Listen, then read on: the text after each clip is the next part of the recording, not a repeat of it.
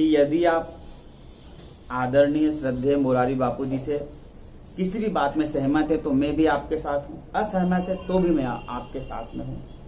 पर हमें हमारे माता पिता से किस प्रकार बात करना चाहिए, हमें अपने गुरु से किस प्रकार बात करना चाहिए, ये हमें आना चाहिए। हमें विरोध करते आना चाहिए।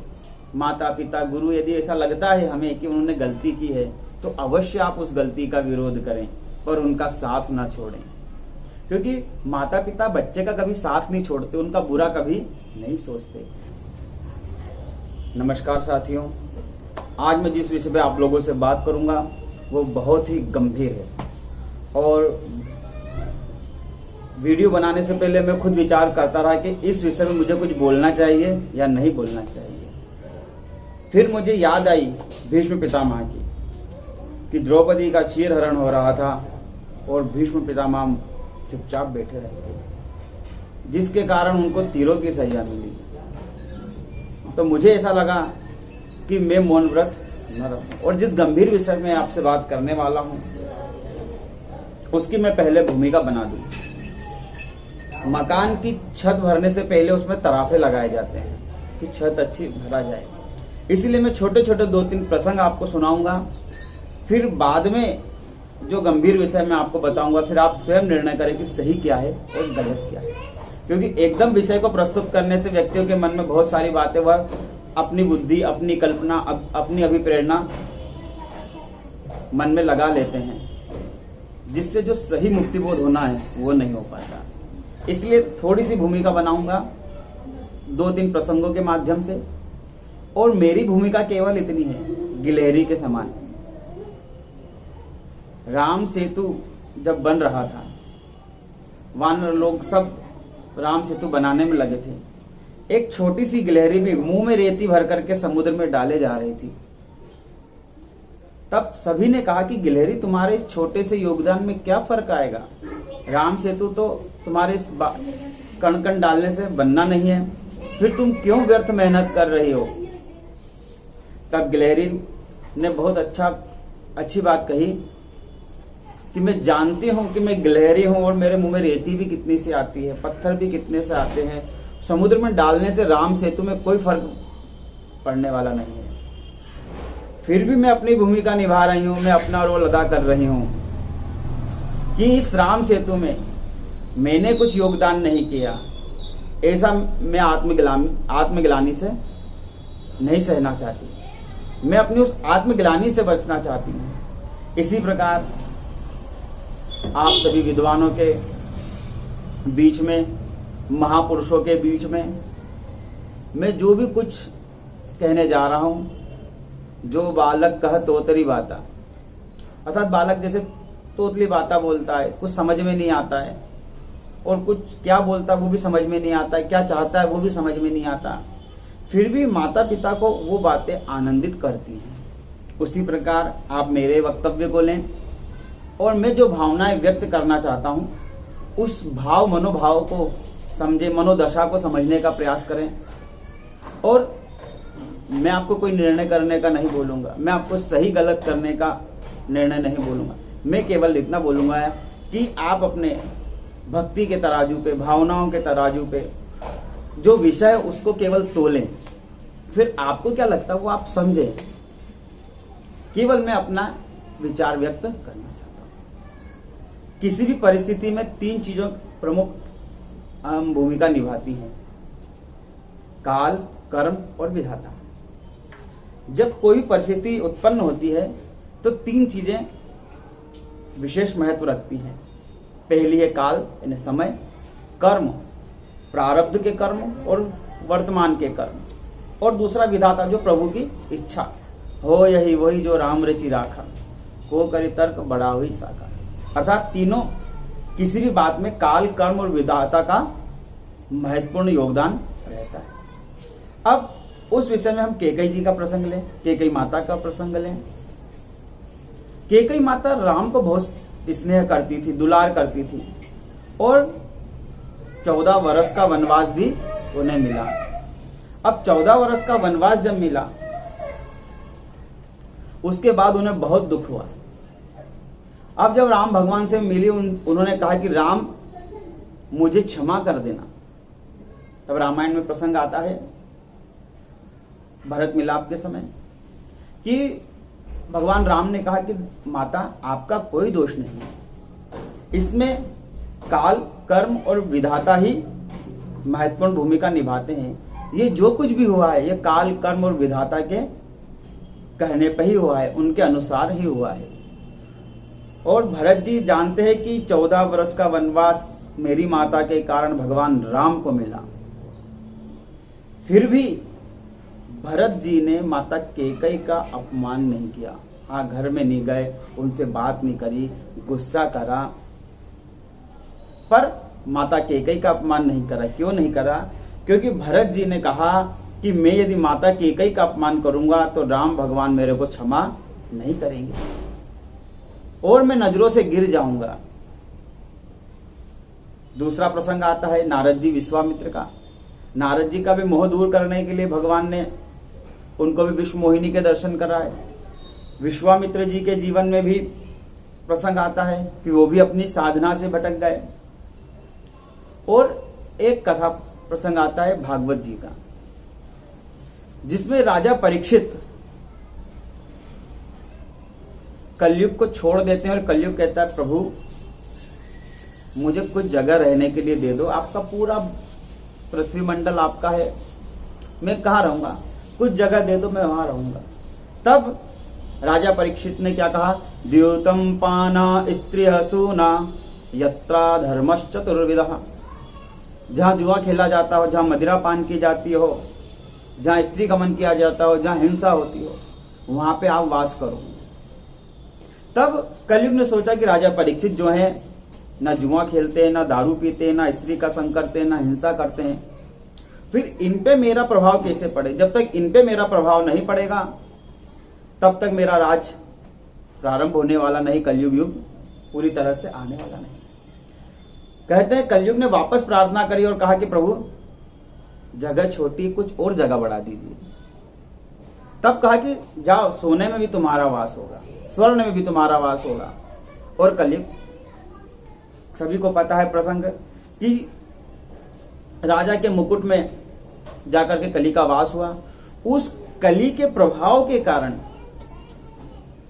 राजा ने समीक मुनि के गले में मरा हुआ सर्प डाल दिया। क्यों डाल दिया? क्योंकि कलयुग सर्प पे वास कर रहा था।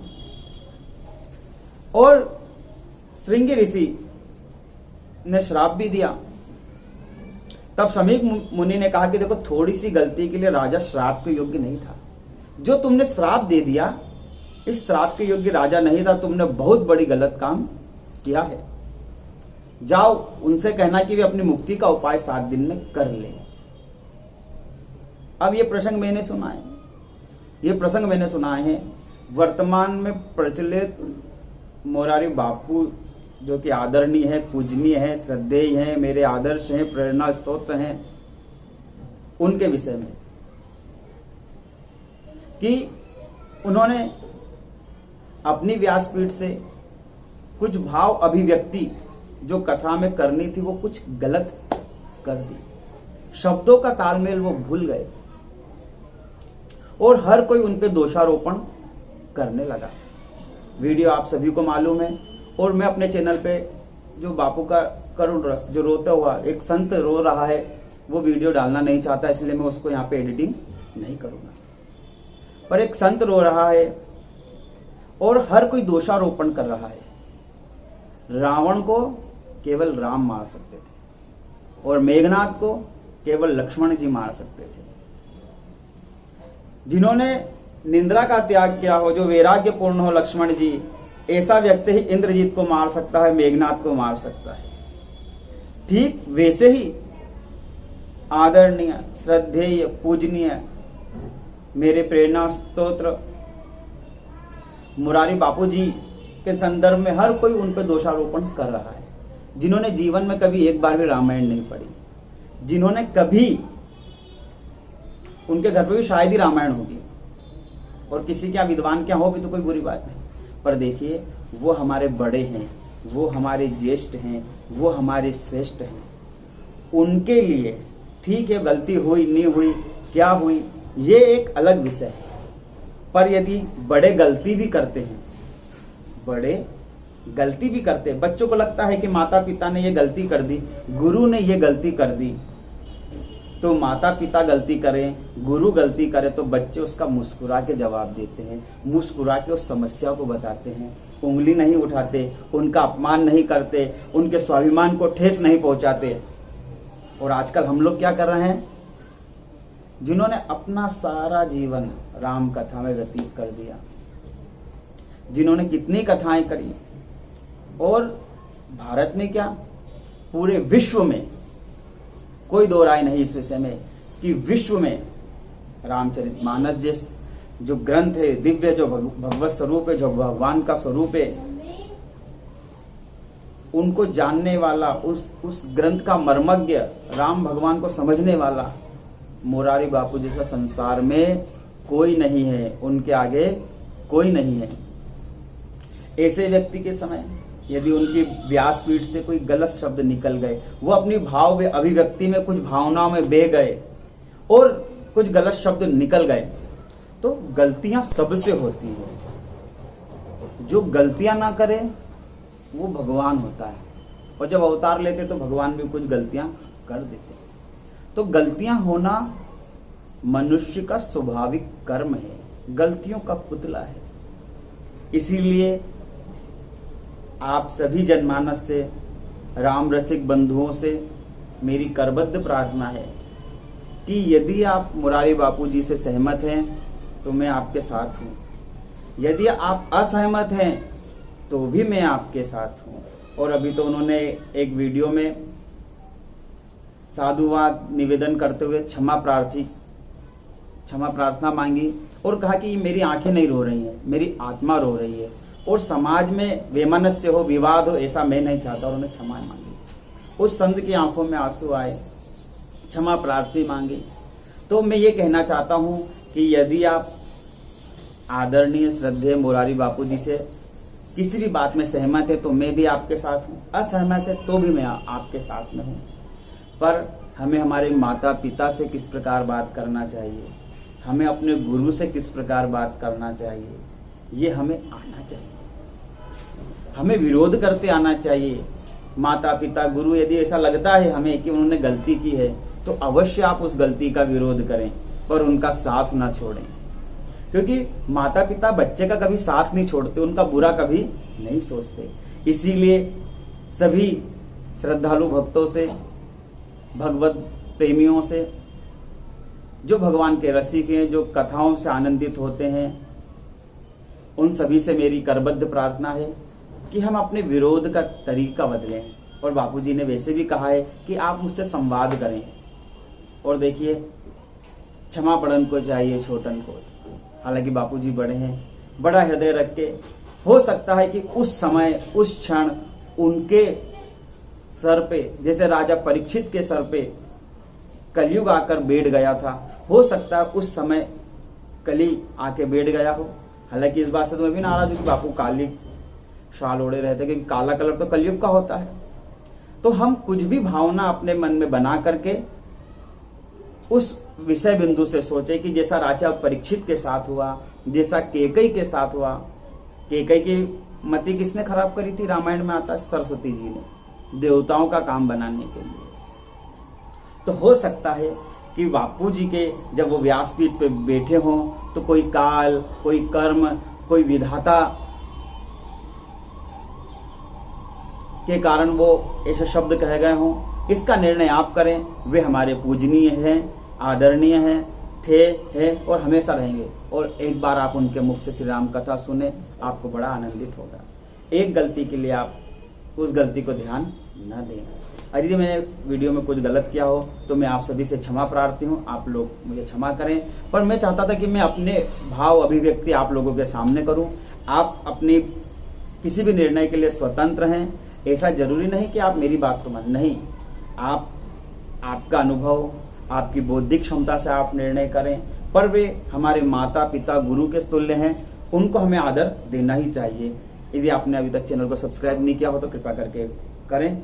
जय श्री कृष्ण, जय श्री राम।